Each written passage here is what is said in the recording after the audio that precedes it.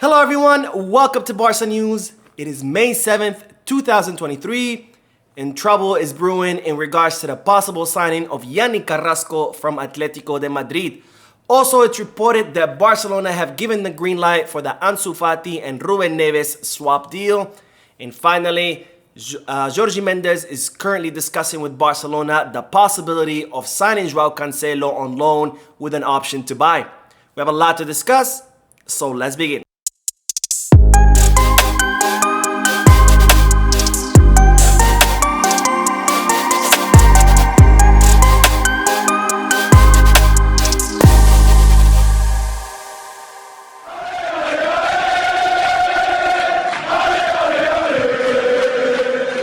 Hello everyone, welcome to the channel. My name is Mo and I'm happy to share with you Barca News' new intro.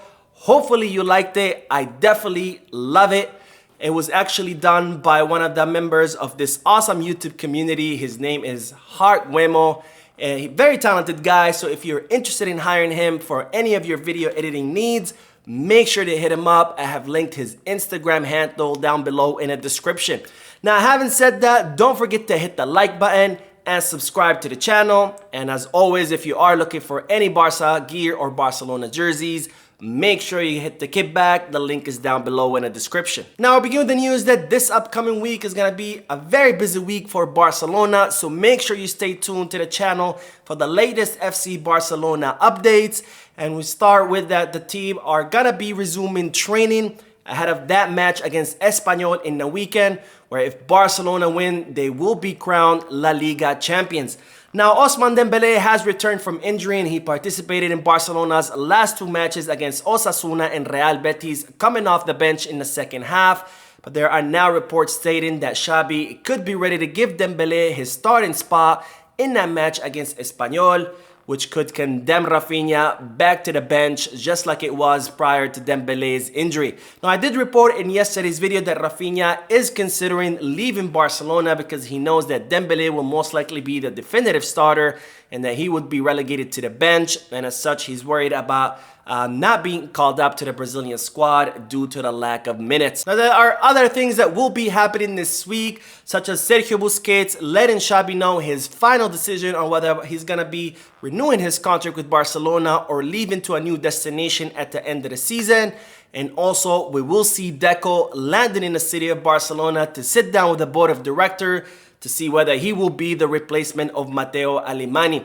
Now, talking about the whole Matteo Alemany ordeal, as I reported previously, there are currently 3 candidates that can replace Matteo Alemany, starting with, of course, the former Barcelona player and the current footballing agent, Deco. There's also Bayer Leverkusen's CEO, Fernando Carro. And finally, there is Porto's Vice President, Vitor Bahia. Now, someone suggested in the comment section that I should rank these 3 candidates about who would be better placed to replace Matteo Alemany.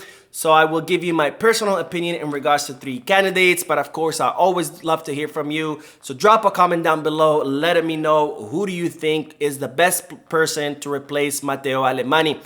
Now, personally speaking, I think that Fernando Carro has probably the best credential out of the 3. He is the CEO of Bayer Leverkusen. He is a number cruncher. He's very strict about the finances of the club that he's currently running, and he has done such a great job that he has been dubbed one of the 3 most powerful men in Bundesliga.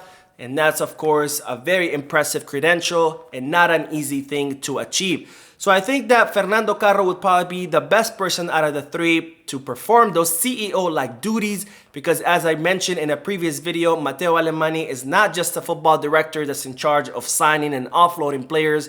He also performs some CEO-like duties, like making sure the club adhere to the financial fair play rules and that the books are balanced, and things like what kind of salaries, bonuses, and variables the club could negotiate with players depending on the economy of the institution. So given Fernando Carro's experience, I think that he would probably be the best out of the 3 to perform those duties.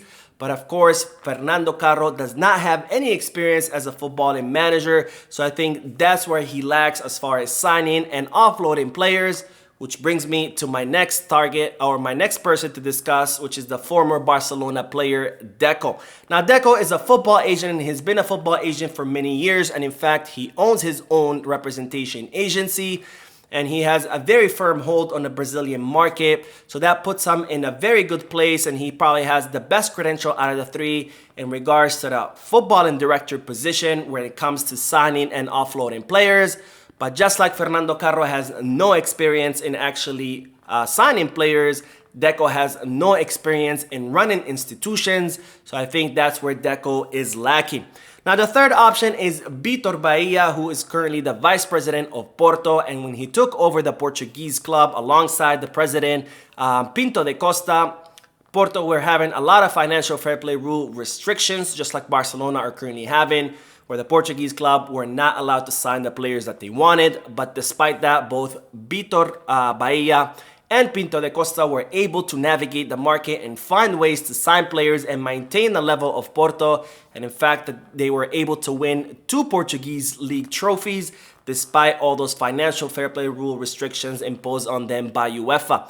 Now, Vitor Bahia also took over Porto alongside with Pinto da Costa when the club were having a lot of financial difficulties, just like Barcelona are currently having.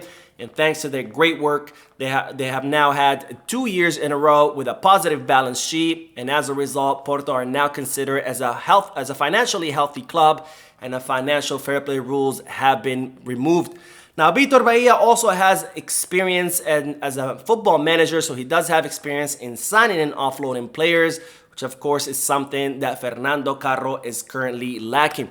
So having said all of this, I think that the best person to take over the job of Matteo Alemany would be Vitor Bahia, because he has experience running a club, so he would be able to perform those CEO duties. And he also has experience signing and offloading players, so he would be also able to do those duties for Barcelona. And of course, he has navigated Porto through difficult waters, same ones that Barcelona are currently going through. Now, of course, Barcelona are a much bigger club than Porto, and they are in a bigger league than Porto, so it would be a problem on a bigger magnitude. But nonetheless, I think Vitor Bahia's credentials make him probably the best fit for this position. Now, as I mentioned before, Barcelona are looking to hire someone to work alongside with Jordi Cruyff, so having 2 people perform Matteo Alemany's duties. However, Jordi Cruyff is considering leaving the club, so if he does leave, then Barcelona would look to hire 2 people. And in that case, I think the best combo would be Fernando Carro and Deco, because Fernando Carro has the best credentials when it comes to doing the CEO part of the job, much better than Vitor Bahia, who's only the vice president of Porto. And when it comes to Deco, he has the best credential when it comes to signing and offloading players, much better than Vitor Bahia, because he is a footballing agent. He's been for many years, and he owns his own agency, representation agency. So if Barcelona were to hire 2 people, I think that Deco and Fernando Carro would be the best 2 people to perform that job. But if Barcelona are only looking to hire 1 person alongside Jordi Cruyff, then I think the answer would be Vitor Bahia. Now, speaking of signing and offloading players, it's reported that there is trouble brewing in regards to the possible signing of Yannick Carrasco from Atletico de Madrid. Now, as reported previously, Barcelona are contemplating signing Yannick Carrasco, and they had negotiated a clause when they offloaded Memphis Depay to Atletico de Madrid that would allow the club to sign the player for between 15 and 20 million euros. Now, most recently, Barcelona sat down with Atletico Madrid and tried to negotiate that clause down, because Barcelona are looking to pay around 8 to 9 million euros for Yannick Carrasco. However, Atletico Madrid rejected that proposition, and now the Madrid-based club have informed Barcelona that if they are serious about signing Yannick Carrasco, that they need to pay the 18 million euros that they agreed to, or else Yannick Carrasco is not going to be coming to the city of Barcelona.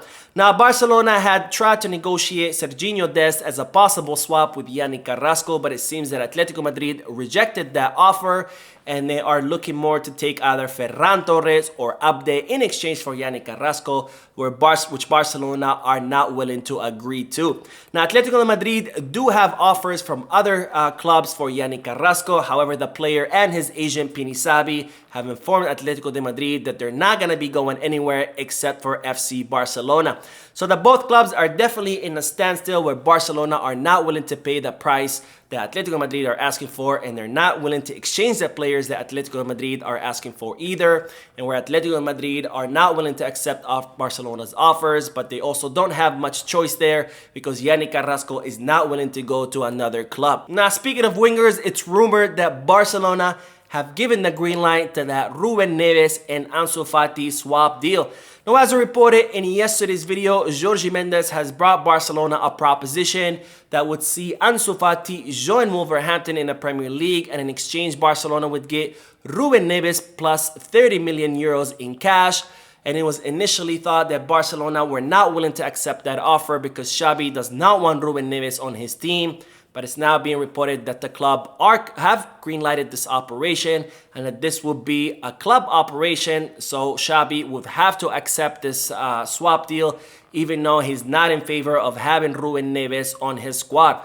Now, this doesn't mean that this operation will definitely go through because, as I reported previously, Ansu Fati's entourage has outright rejected this move because they consider that going to Wolverhampton will be a downgrade for the player. But nonetheless, Jorge Mendes is trying to convince the player and his entourage that this will be the right move because in Wolverhampton he will be getting much more playing time than Barcelona.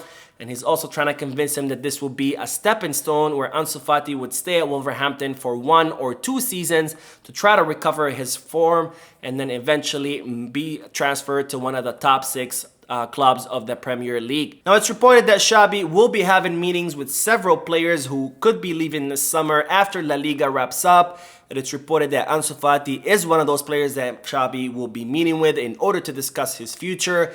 And I think that if Xavi does tell Ansu Fati that he doesn't count on him next season, and then we'll definitely see Ansu Fati leave the club. Now, speaking about Jorge Mendes, he's been meeting with the Barcelona board of directors quite frequently this past few weeks in order to discuss several topics such as Ansu Fati, the contract renewal of Alejandro Balde, and the signing of the first professional contract of Lamine Yamal.